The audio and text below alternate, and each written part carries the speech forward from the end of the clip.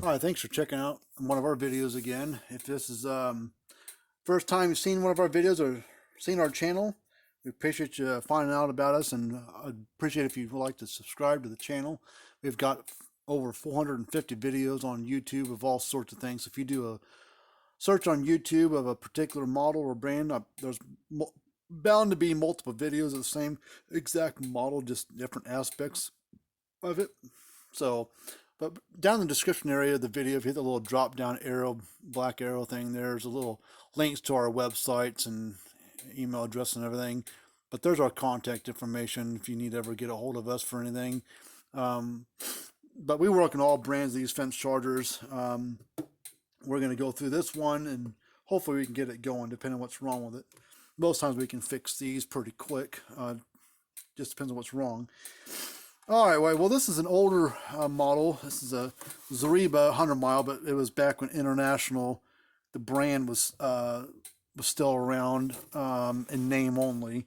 Back in the 70s and 80s and stuff, maybe 60s, but probably 70s and 80s mostly. International was its own brand for the most part, and then Zareba came along and bought the brand out, and they kept that brand around for a while because everybody still knew that name with electric fence boxes, so they kept the name around for a while, but they've done since discontinued that name and phased it out, so you don't even see the International name around anymore.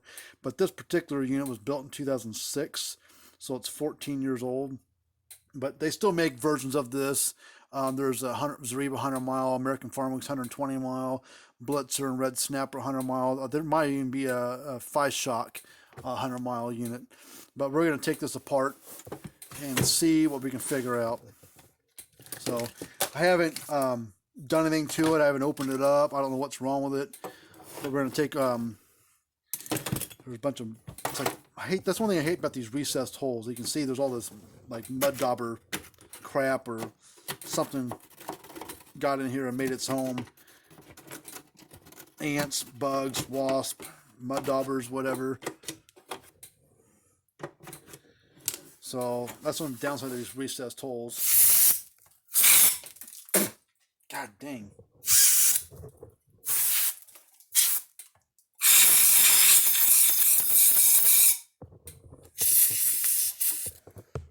Just a bunch of crap in that one. All right, here it comes.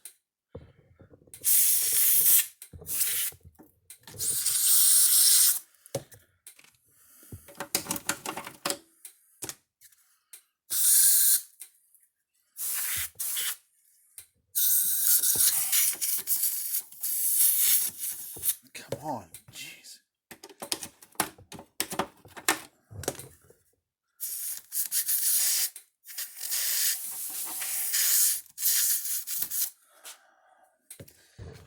There's still a bunch of crap. There, big old glob there. Okay, that's should be all cleaned out now. Alright, well, enough of that cleaning crap. Let's get these screws out of here now.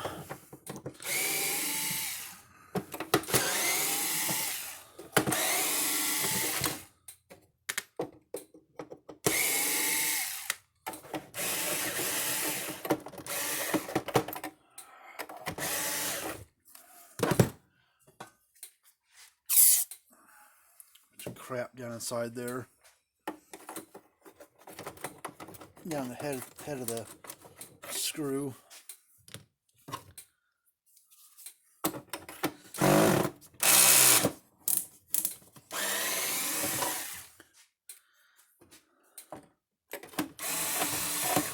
Come on.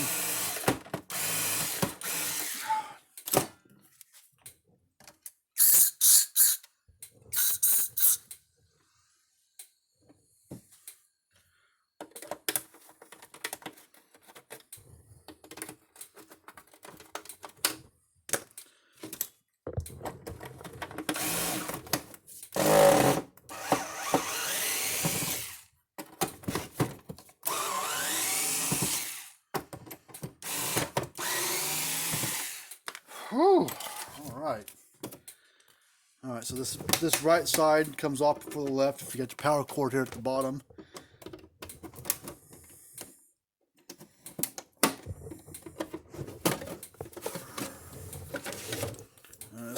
comes off. There's nothing inside this half. Well, that's the inside of a Zareba 100 mile or American Farm Works 120 mile.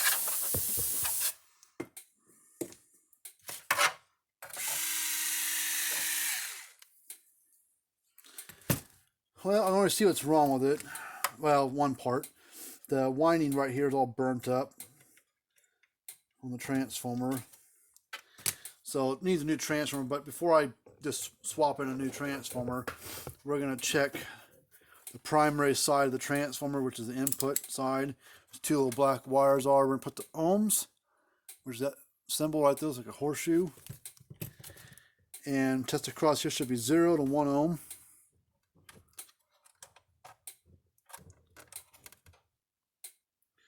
.5.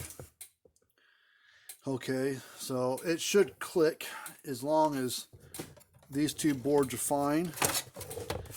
I'm going to unplug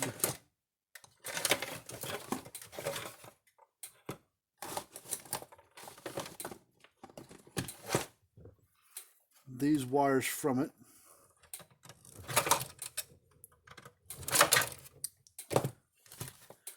Take that little black thing off. I don't need that.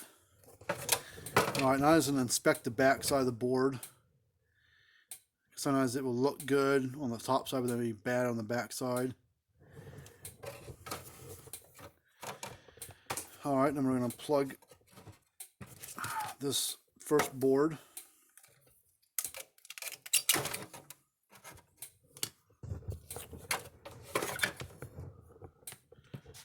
I'm going to test this board here.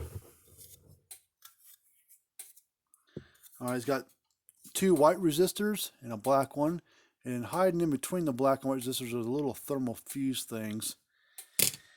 So we're going to ohm out all 5 things there. The two white resistors are 7.5 ohm resistors. The black one is 68. 7.5, 68, 7.5, 0.2. Okay, so this board's fine. Now we're going to check the trigger board, I call it. These 3 black things on there. There's one there, and one there. This little one right here, SCR4, don't really care about. It's not common to go bad. But what we are going to check are the 3 big ones. The SCR2, which is the lowest one, closest to the big board, that's the primary SCR. This one does a lot of the work for the timing, the discharge of the capacitor. So the 2 other ones are just kind of backups. But to check your SCRs, you put to the diode setting, which is that white symbol with the little triangular looking thing. That's a symbol for a diode. But these are SCRs, but you use a diode setting to test them. So I put the red lead of your meter on the middle leg, black one on both outside ones. It should beep and show you like 0.500 and something on it, 600 something, whatever.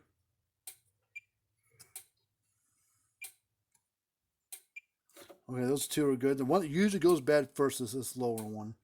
So usually what happens, it will either be shorted or open. And it's open. So that bottom SCR is bad. Since this thing's 14 years old, let's check the capacitor. So the capacitors usually go bad from age. To test the capacitor on one of these, use your meter. I use a Fluke 115. We actually got 2 of them here in the shop. I have one and my dad uses one when he's here working on stuff with me. But symbol for a capacitor, if you're not sure if your meter can test them, is that little yellow symbol above my thumb right there. Right there. It's not a resistor. You can't ohm it out. It's a capacitor. You have to check the capacitance. These are pulse grade type capacitors. They're not electrolytic. So you really can't test capacitors correctly unless your meter has a setting on there. Some meters do, some meters don't. A lot of meters don't, but you usually have to buy one that's looking for it. Not common for something to use. So it should be 50. Reading about 43. So not terrible, but we'll recommend to change it and see what he wants to do. That's where part of your joules comes from, with that capacitor. So if he wants as much power as he can get, that's what he'll need to do, is change that out. But it's supposed to read 50 and it's read 43, so it's lost 7 microfarads of energy, which doesn't seem like a lot, but that's you know, more than 10%. 10% would have been 5. It's lost to like 12 or whatever. All right, so we're going to desolder. Pull that bottom, suck the solder off the bottom SER.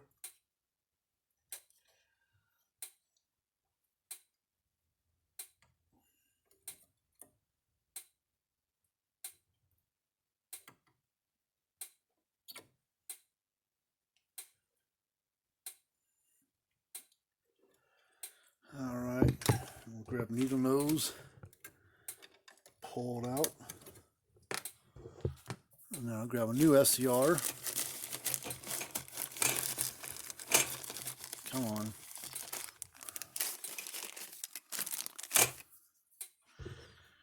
And then we'll install a new one.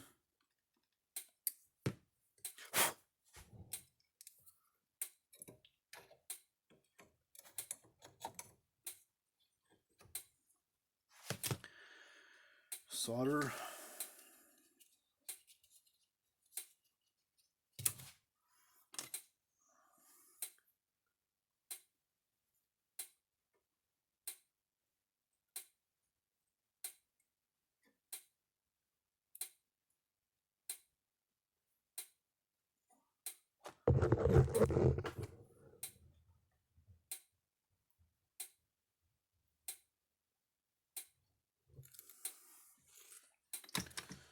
All right, so that's done. Now I am gonna, because the transformer we're gonna install on this thing is not a Zareba transformer. They use a really cheaply built transformer. The ones that we use are better built, custom made for other brands that we retrofit into other units.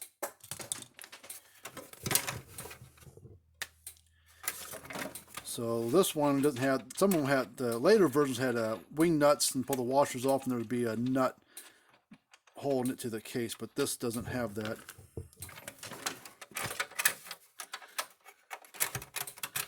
So pull the bolts out, we're going to reuse those on this one. Pull these off, we're going to reuse these. Transformer is going to go in the trash. And then I need to go get one of our custom transformers.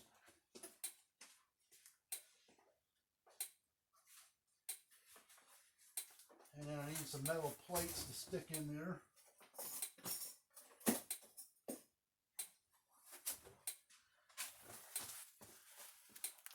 Transformer, some plates, or some plates. Now I need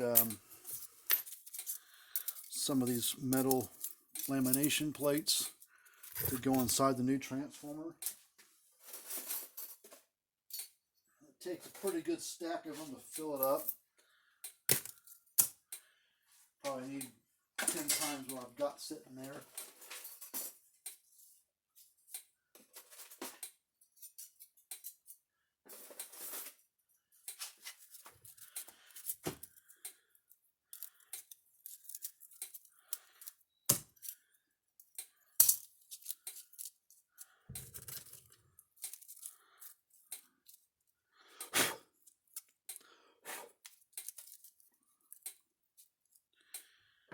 All right, I'm getting there.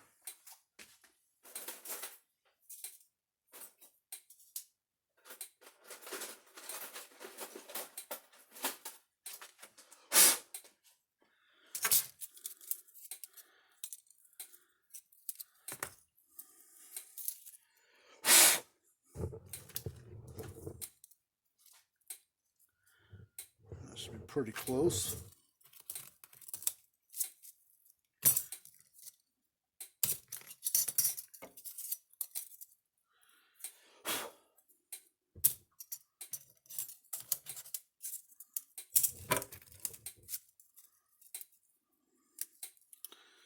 All right, I know I'm gonna need more of those. God dang, come on.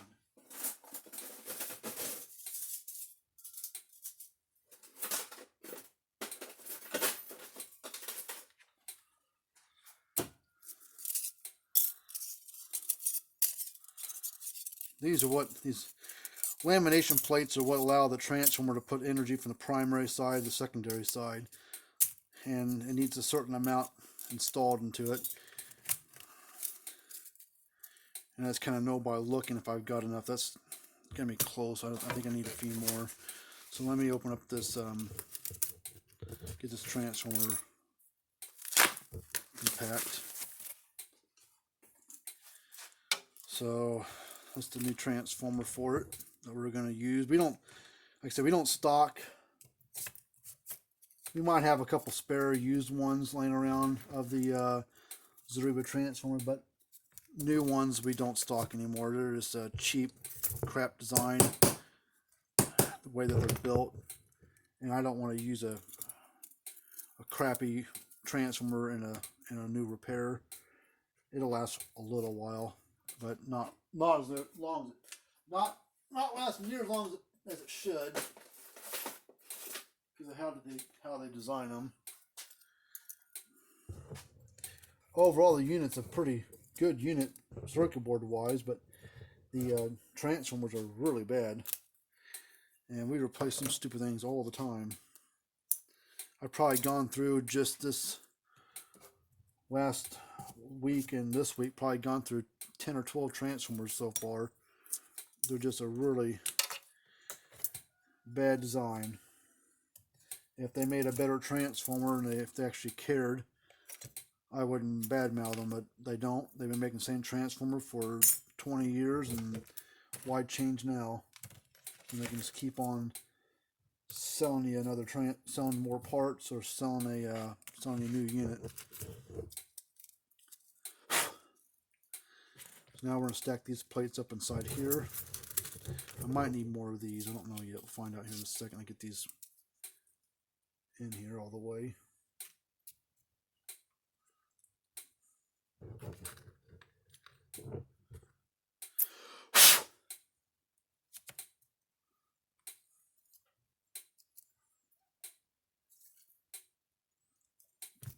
One more.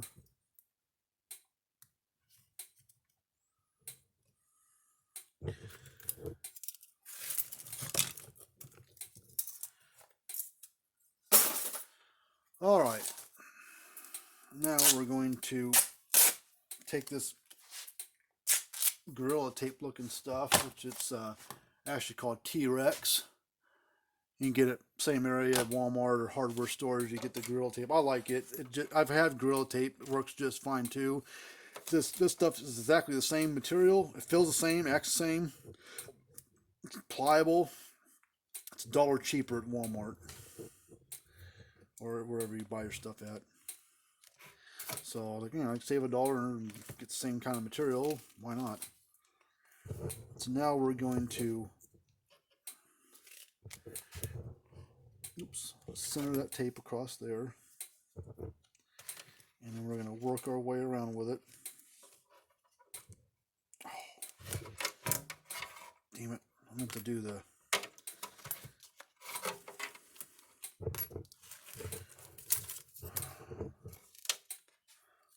put the tape on the wrong side first. I usually put it on this side where these go, that way they don't fall out like they just did.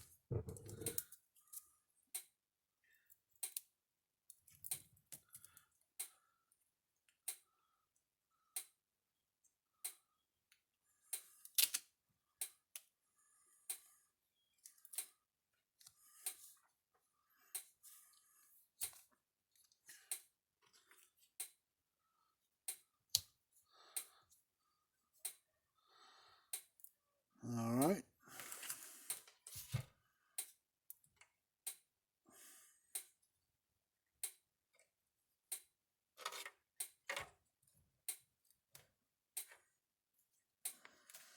Just fold down everything. So there's the transformer we're going to install. It's a lot better quality transformer. It doesn't look like much, but man, this thing's awesome.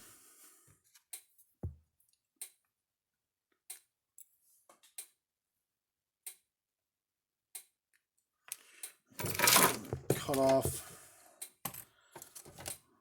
those spade connectors that were on there, and we're going to put on some ring connectors on there.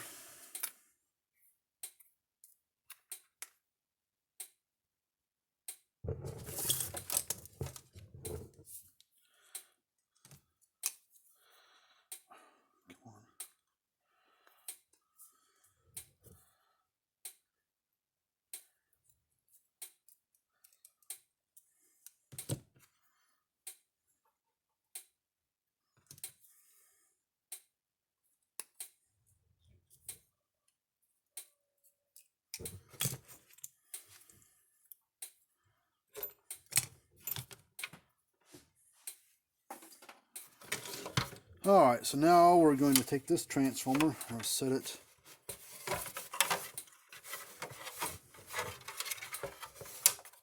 right there. And I'm going to get my drill. I'm going to drill 2 holes.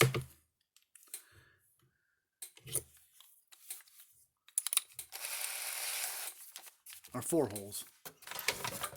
Because this transformer is too big to fit in the same spot the original one did.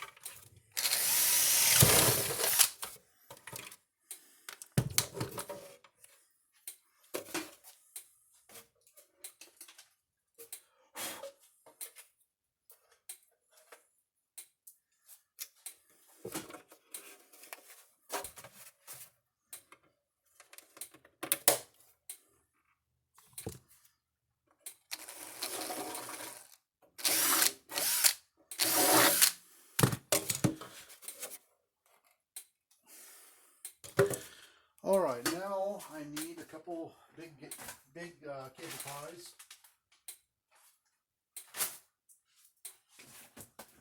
And that's what we're going to use to hold this transformer in place.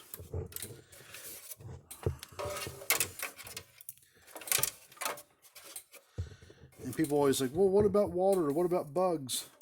Well, this unit shouldn't be outside to start with, because it's not a waterproof unit.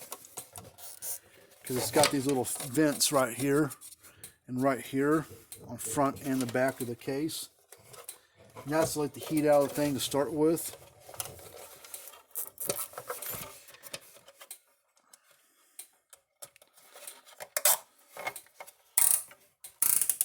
So that should make a difference. 4 more holes isn't going to hurt anything.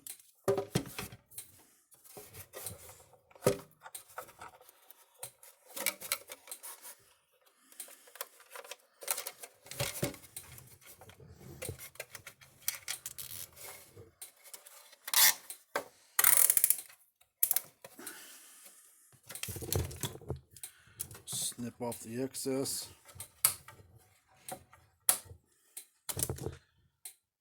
Alright, so now we're ready to rewire, put everything back together. I need that little protection board, what do they call it? Thermal protection board.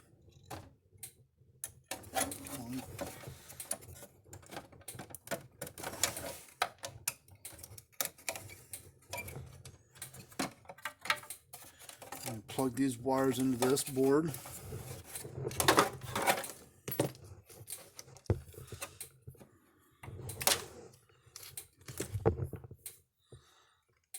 Plug the wires in. Red wire on the bottom.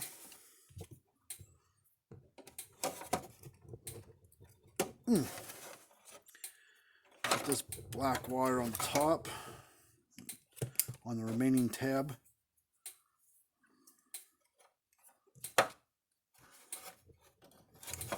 The reason I'm holding this board with the other pair of pliers, I just don't know if I never plugged it in, so but I don't want to take a chance of something biting me on accident that shouldn't bite me.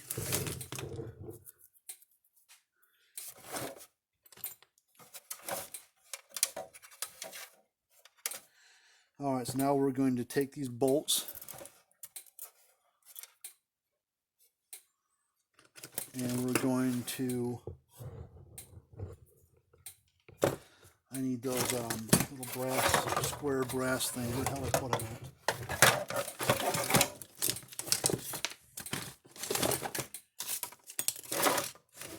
I don't know where I set them at. Let's grab a couple new ones, I guess.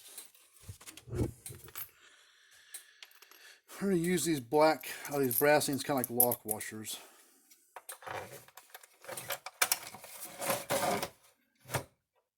And we're going to do the same thing over here.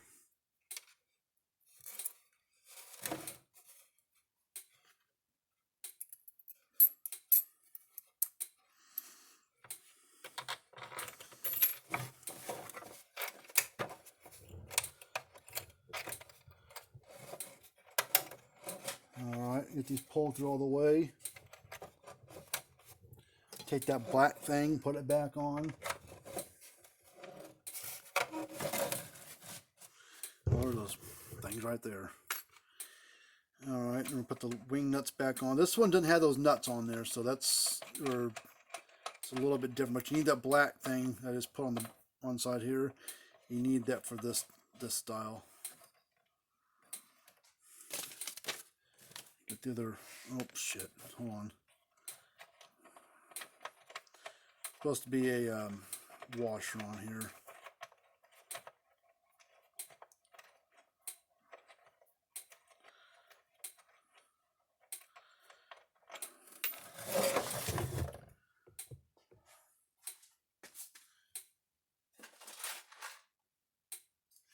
I'll just get these, it'll work.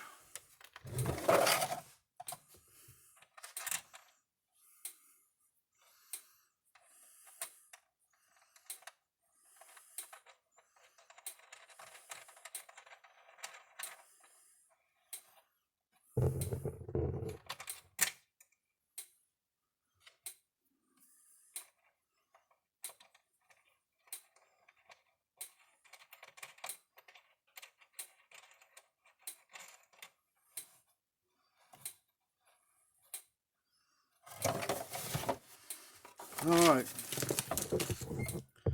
so now I'll bring this over here. I'm going to set this into place.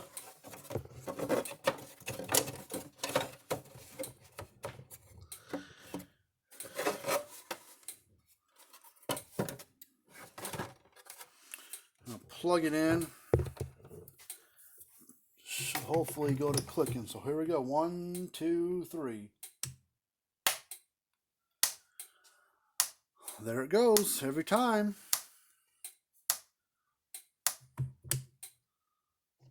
Alright, so I want to put the back cover back on here, and then we'll test the output on the front side. Put these wires back in the little notches here, that way the board stays in place.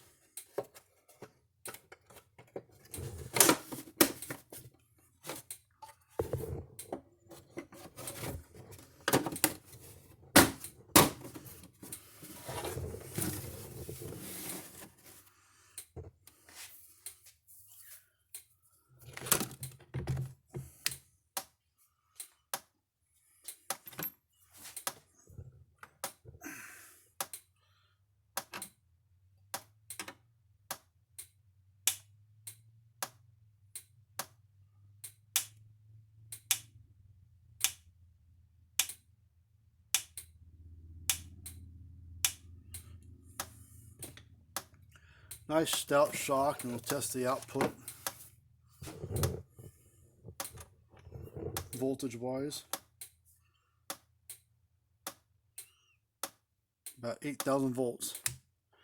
So things working fine, ready to go. So we'll let it run, put off the side, let it run. But hopefully you like this kind of stuff. Remember to subscribe to the channel, and we'll see you later.